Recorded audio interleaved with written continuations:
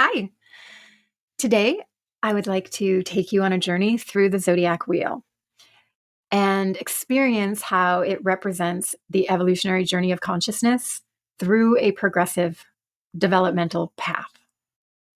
And we can understand, when we understand it in this way, then when you know your chart, we all come in with certain archetypes, right? If you are a Cancer, if you're a Libra, if you're a Virgo, whatever you are, and wherever all of your planets are, then you can see what you personally are holding as far as these codes, as far as what you've come here to deepen into, and how you've come to experience and realize yourself through certain avenues of development, right? And essentially, we all are everything, we all experience everything, we don't all express in the same way. We don't all gravitate to the same frequencies or energetics of expression or experience of integration, right? We all integrate into our experience of life in different ways, different flavors, different tones, right? This is the beauty of life. And I love the way that, as the psyche is infinite, there is no end to the expression and essentially the representation of it. Likewise, there is no end to astrology and how we can experience each archetype. And so when we're looking at the zodiac wheel, or we're discovering it, or we're looking at a birth chart, it is this infinite symbolic tool that is referencing consciousness and psyche itself. So we get a bit of the mystery each and every time, but we're never going to get the whole thing, and that's why I like astrology that goes into prediction and definitive outcomes and generalities and this kind of thing. It's just not accurate, right? Because there's always so much more to the picture, and that's always how we should be going into it, with understanding that we're just getting a glimpse, of the mystery. We're just getting a glimpse into the soul and psyche of a person each and every time. So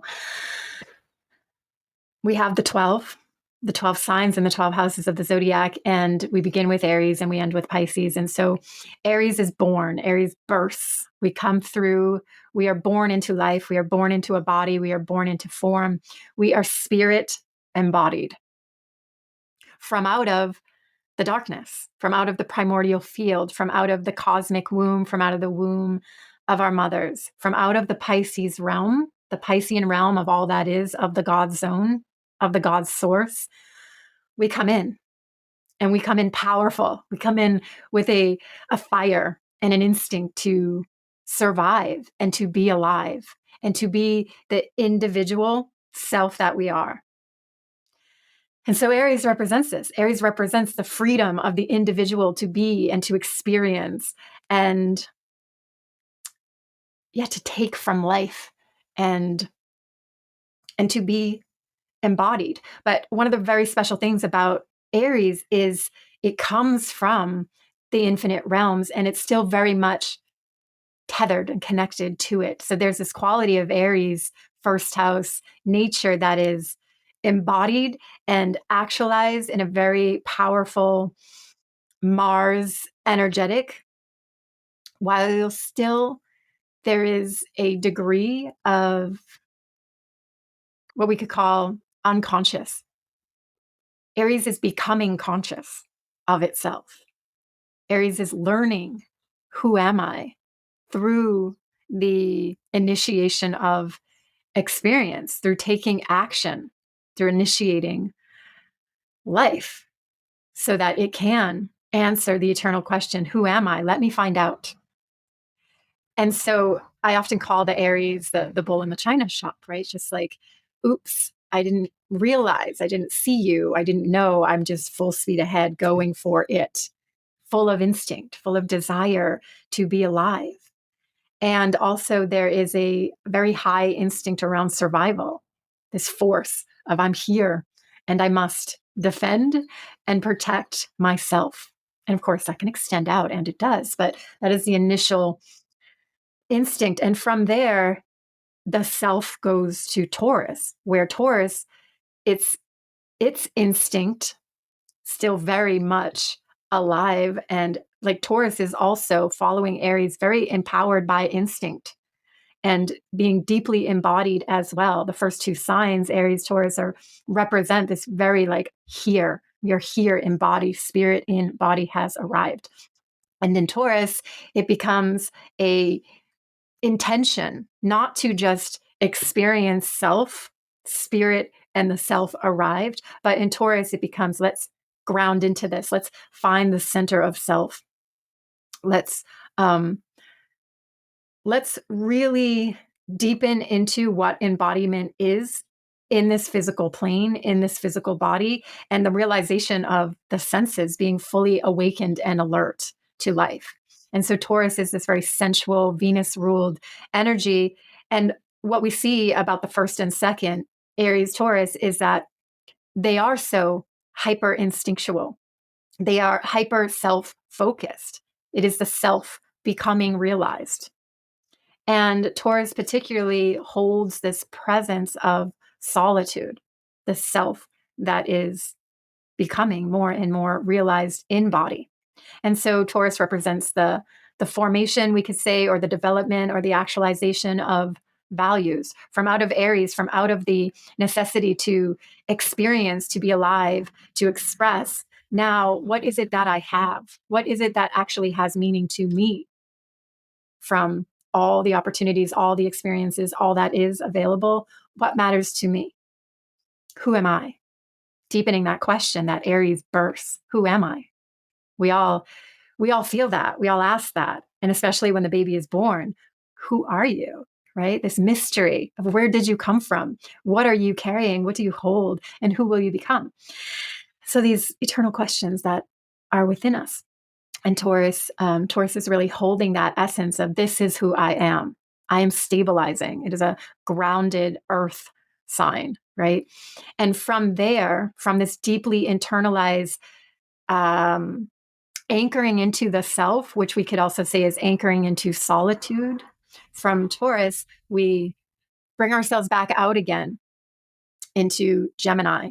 And that and we can see with the zodiac there is the essence of what I sometimes look at as correction, where Taurus can get so deeply rooted in the self, or Aries can get out there into the next thing, the next energetic hit, the next instinctual impulse to follow, to keep life alive, to keep the flow active, to keep the fire going, right? To keep the inspiration sparked. And Taurus grounds it in. It's like, whoa, whoa, whoa, let's come back in.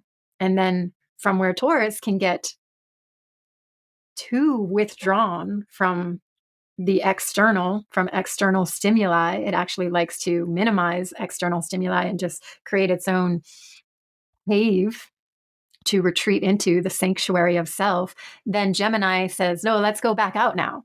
There's so much out there. Let's interact. Let's engage. Let's integrate into what does it all mean? And how do I make sense of all this? And so Gemini brings us out and up into the mind to connect on an intellectual from out of the spirit actualizing into body through inspiration, through the senses and Aries and Taurus. Now we come up into highly active mental quality, the development of the mind in Gemini. And this is where we learn about our connection to communication and integrating into the all that is on the mental plane, right? The development of how do we process all the data, all the information, all the stimuli, everything that we are exposed to on this level of information, which leads us to opinion and thought and belief and connection and communication on that level. It is the messenger.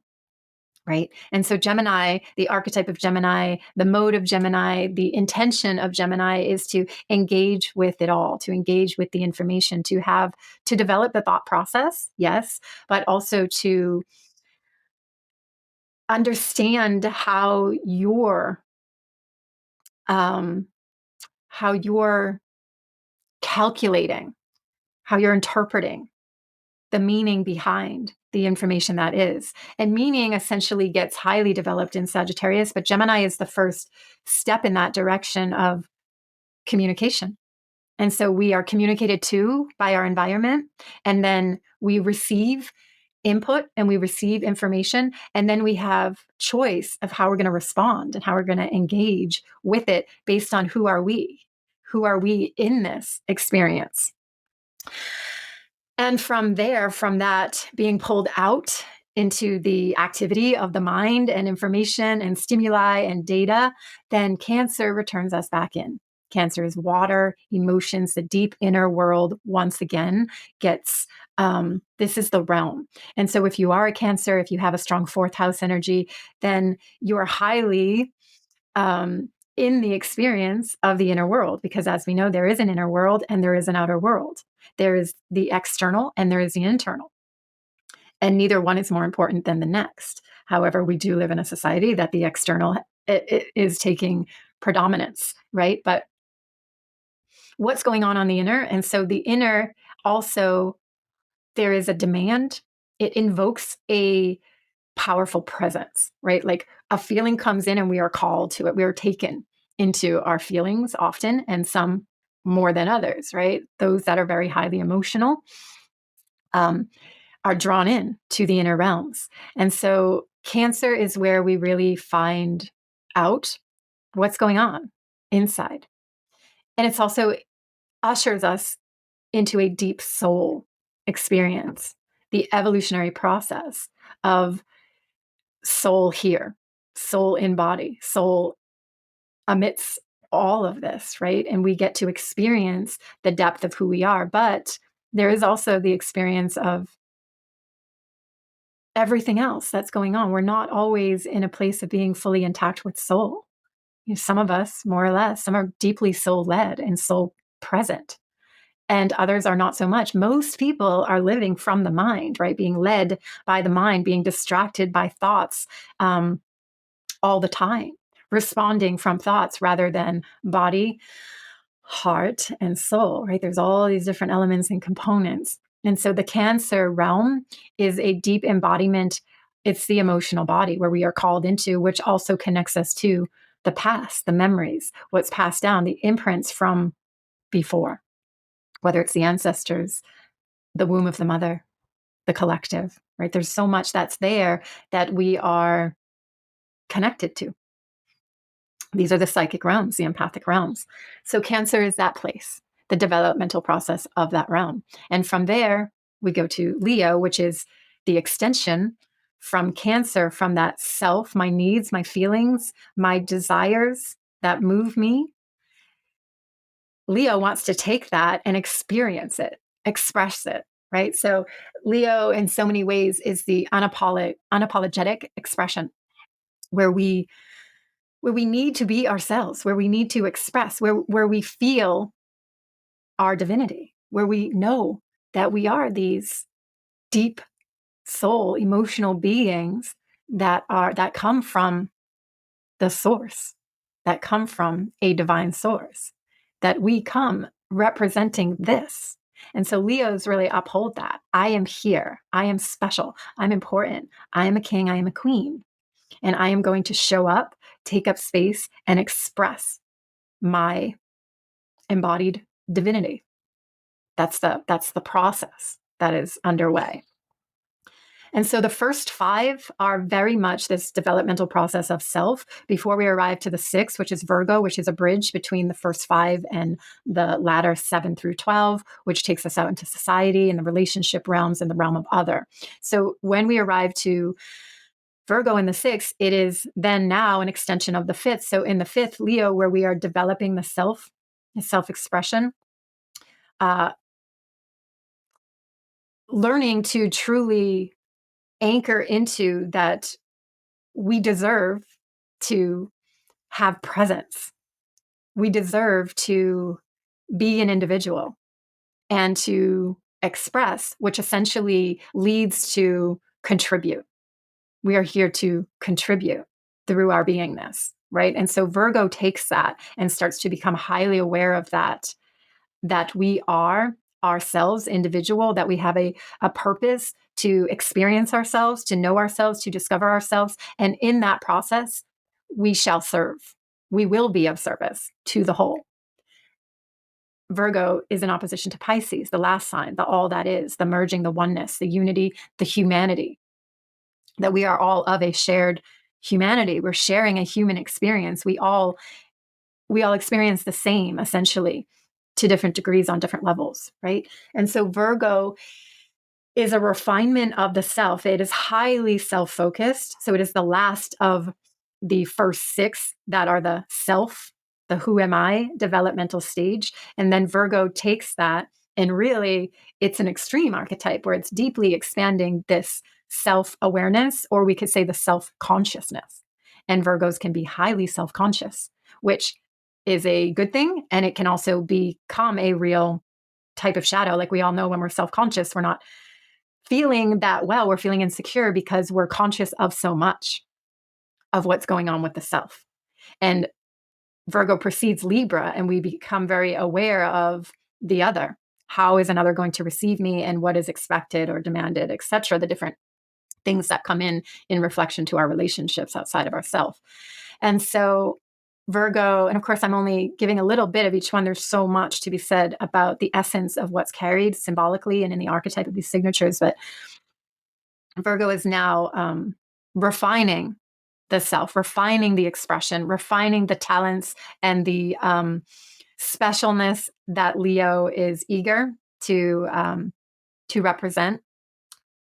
Virgo takes that further and refines that creative expression process and develops it even further through materializing it into actual skills, tangible representations of the actual essence of being, which is spirit, right? So from Pisces, we come through into body. We are spiritual beings in body, having the human experience, right? So Virgo knows this, and Virgo is here to actualize through body the self, the spirit, an aspect of spirit, an aspect of the God source.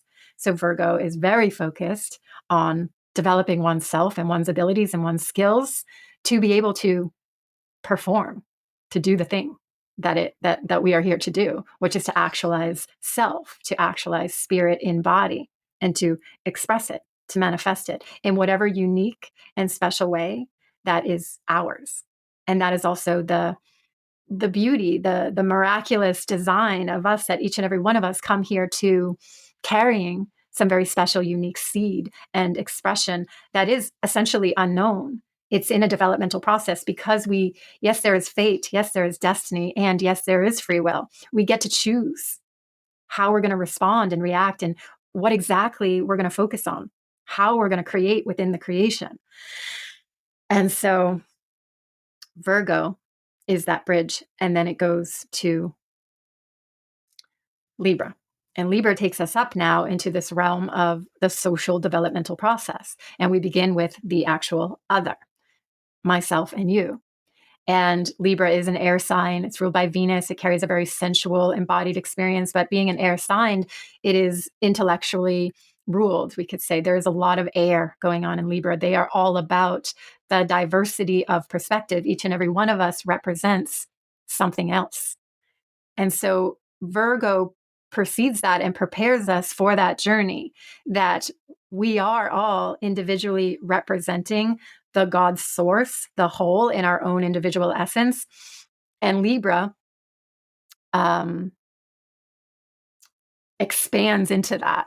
Libra is excited to know the other, to experience the other, to reflect. So Libra is all about shared experience, having the mirror of another, having the reflection of another, and discovering the diversity of what can be, and the difference of experiences and perspectives, and how one can respond and take life in different directions. And Libra, of course, we know it to be the scales, that this or that.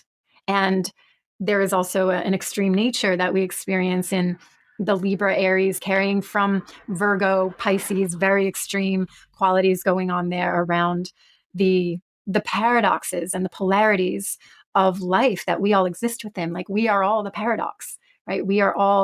There's so much dichotomy going on within each and every one of us, tension and all of these things, right? And so Libra Libra takes us into that reflective, highly reflective journey of there are others here and they have opinion and they have needs. And then, of course, there is judgment and projection and all of these things that go on. And Libra really introduces us to that field of experience. And then we go into Scorpio, and Scorpio is ruled by Pluto, and it's a water sign, and it's fixed, and it is opposite Taurus. And it now, from Libra, Scorpio deepens us into what we know as soul mates, that not everybody we meet we have a deep connection with, but some we do.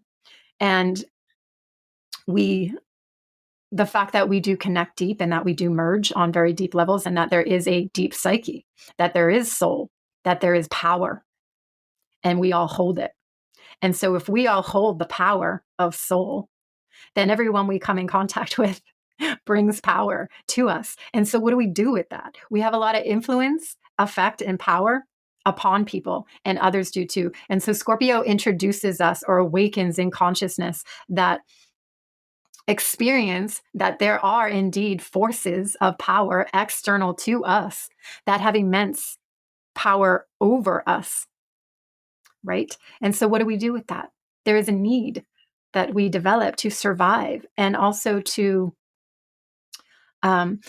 stay intact with our personal power, although that is often lost in the journey, right? We lose personal power and we reclaim our personal power because of life, what life brings to us, and what we do with the life experience that we have. So Scorpio is profoundly deep. Of course, I could talk about it for days, like all of these signs, but I'm not going to in this video. So from Scorpio now, the depth of power, the deep dive into psyche and soul, and depth of all the things that are there, fears and loss and all of the things. We rise from Scorpio into Sagittarius, what now Sagittarius is continuing this socialized experience and exposes us to the fact that there is so much more beyond. Scorpio deepens us into the depths of self and other, and Sagittarius now rises us beyond the horizons that we are familiar with, into the vastness of what could be. The fact that there is potential. There is potential beyond what we know and what we know of, right? There is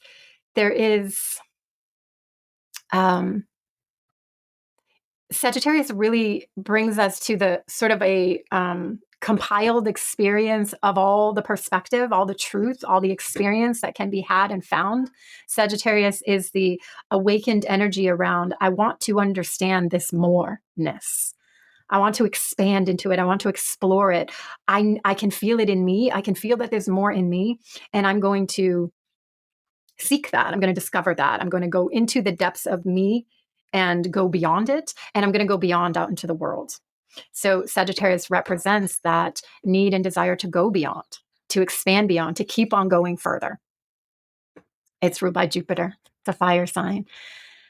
And it's seeking the moreness of life. And from Sagittarius, it then evolves into and develops into Capricorn, which now takes the 7, 8, 9, the Libra, Scorpio, Sagittarius interaction with other experience, and Capricorn now grounds it, creates a container for it, makes law, institutionalizes religion and systems, and gives us a foundation, gives us a container, allows us to commit to something. And the deepest essence that we find in Capricorn opposite Cancer is where we are called to rise up into the most integral aspect of self at this point.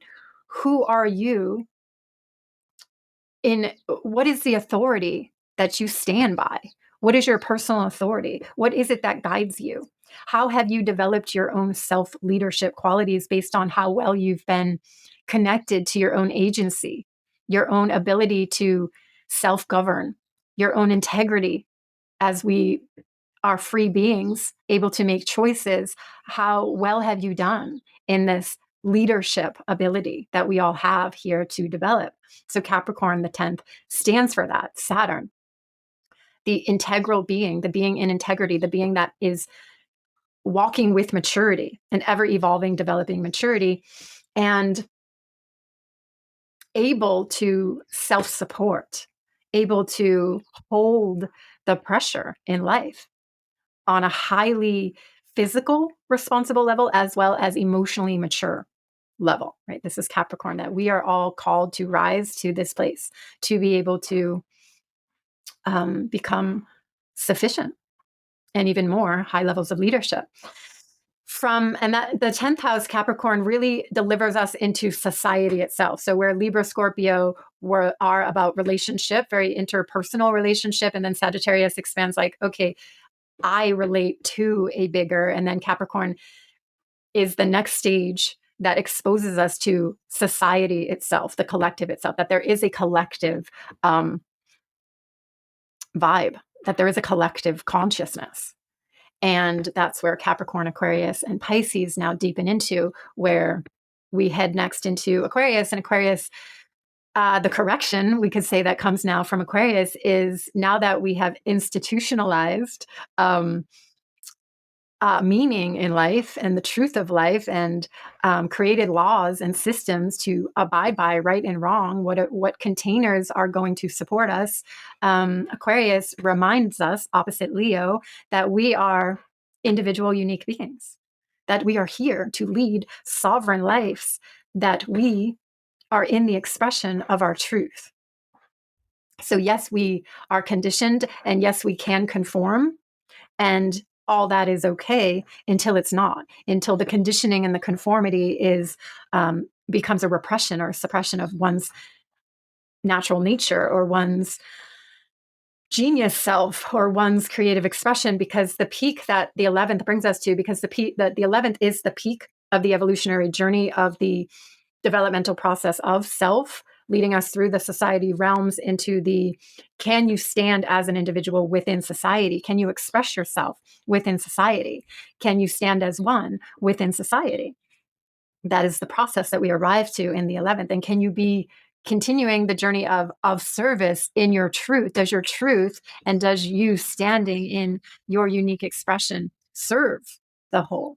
And in essence, it should, and it will, when we are in our own truth. That is part of that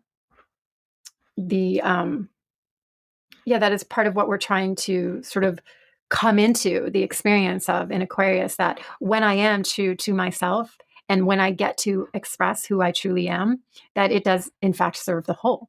That's the point, that we come in as a true expression of the divine, an aspect of the divine. And so we must express it.